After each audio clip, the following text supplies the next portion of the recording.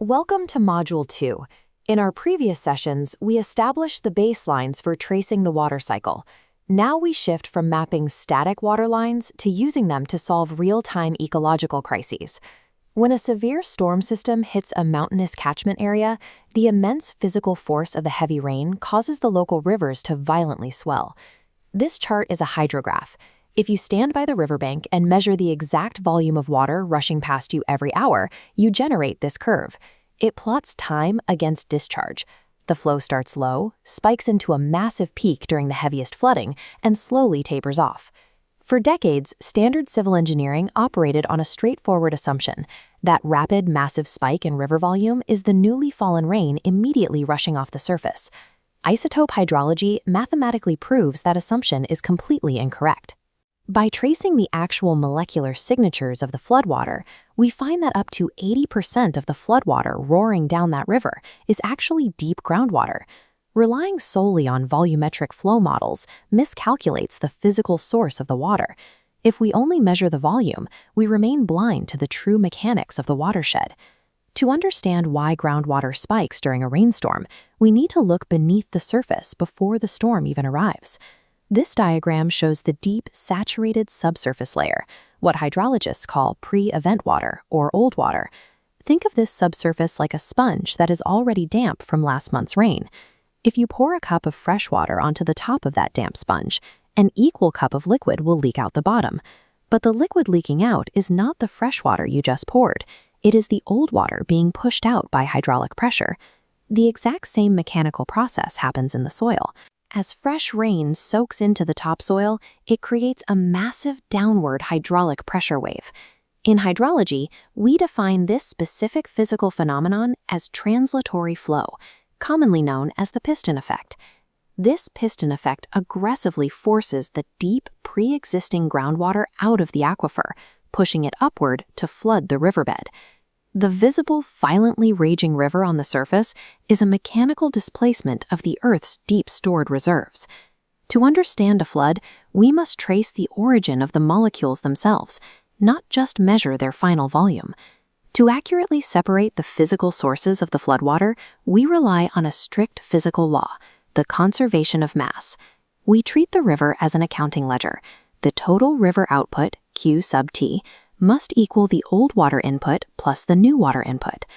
We convert this into a two-component mixing equation by multiplying those volumes by an isotopic tracer, oxygen 18. We start by sampling our known variables. Before the storm, we test the deep groundwater, our old water, and find an isotopic signature of -10 per mil. As the storm begins, we test the fresh rain, the new water, which has a much heavier signature of -4 per mil. At the peak of the flood, we test the river water itself. The result comes back at -8.5 per mil.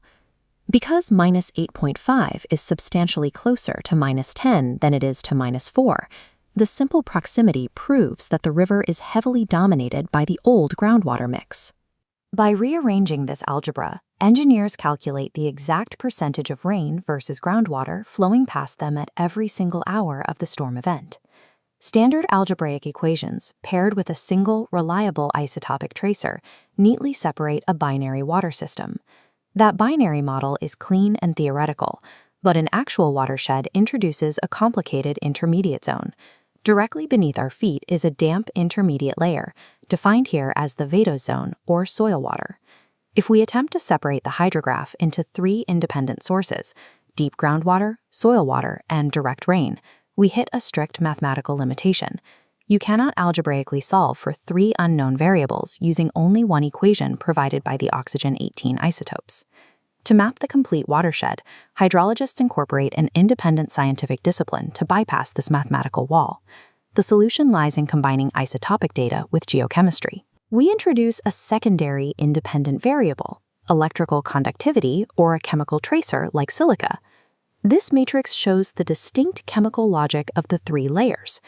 Deep groundwater has very high silica concentration from years of dissolving rocks. Fresh rain has zero silica. And soil water carries an evaporated isotopic value combined with medium silica levels. By running these parallel matrices simultaneously, we calculate the distinct volumetric flows of all three sources. The output slices the single hydrograph curve into 3 precise layers, mapping the specific volume of each source over the entire 48-hour timeline. This multi-tracer matrix gives city planners an exact chronological breakdown. They can track the hour the surface runoff peaks, when the soil flushes out, and when the deep aquifers finally respond. Why does the exact source of floodwater dictate life-saving decisions? Consider a vast agricultural valley where farmers spray heavy volumes of pesticides just before a massive storm hits. If the multi-tracer matrix proves that 90% of the floodwater is direct surface runoff, the toxicological threat is acute. The downstream town must prepare for an immediate pesticide spike. Conversely, if 80% of the flood is driven by the piston effect, the immediate water is clean, but a secondary timeline extends to the 6-month mark. That chemical-laden rain is currently trapped in the vadose zone. The contamination threat has not vanished. It is slowly percolating downward on a 6-month delay, moving straight toward the local town drinking wells.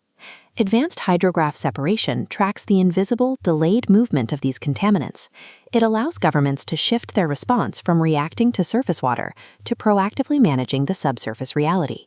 Manually calculating these multi-variable matrices for every single hour of a 48-hour storm event carries an immense computational burden. This is the premium deliverable for Module 2, the Storm Event Calculation Worksheet. Professionals input their raw river discharge data alongside the secondary chemical tracers. The built-in matrix formulas automatically output the precise percentage breakdowns and generate the stacked hydrograph chart. Mastering these geochemical matrices moves you beyond observing a flood's aftermath. It equips you with the exact mathematics required to predict and manage the future of the entire watershed. Let me tell you about this Excel sheet that you may need to analyze and understand this course in a better way. This sheet is called the Storm Event Calculation Worksheet. When a river floods, environmental engineers desperately need to know where the water is coming from so they can trace pollution. Is it fresh rain? Is it muddy soil runoff?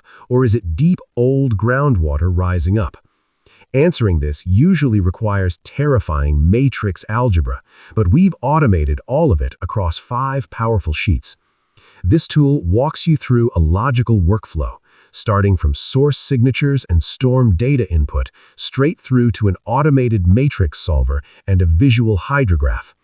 Step 1 is simple. Enter the chemical fingerprints, specifically oxygen 18 and silica levels of your local rain, your soil, and your deep groundwater. Step 2 involves pasting in the hourly lab data taken from the flooding river. From there, the sheet completely takes over, using hidden matrix algebra to slice that chaotic floodwater apart hour by hour. It outputs a stunning publication-ready stacked hydrograph chart that visually breaks down the flood, showing you the exact percentage of water that came from the sky, the dirt, and the deep earth. If you're trying to figure out if a flood is washing surface chemicals into a river or if it's pushing up ancient groundwater, this tool does the hardest part of the math for you in seconds, allowing you to focus on solving the environmental problem instead of fighting with algebra. Now, along with this Excel sheet, you also get a guide explaining all the details on how to use this sheet and the step-by-step process of using it and explanation of design process and concepts. You can check the link in description to get this tool. And there are more tools that will make this course incredibly useful. You can see the list here. Every sheet will be discussed in its respective lecture, but you can get all these design sheets at once from the link below. You can check the complete playlist here.